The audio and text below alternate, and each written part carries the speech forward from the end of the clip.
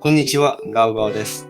今回は Photoshop を使って黒板にチョークで書いたような文字の作り方をご紹介します。Photoshop の交際内側を使うだけで簡単に作れます。文字だけでなくイラストも同じようにチョーク風の加工ができます。Firefly の生成 AI を使ってイラストを生成してイラストも加工してみました。それでは制作風景をご覧ください。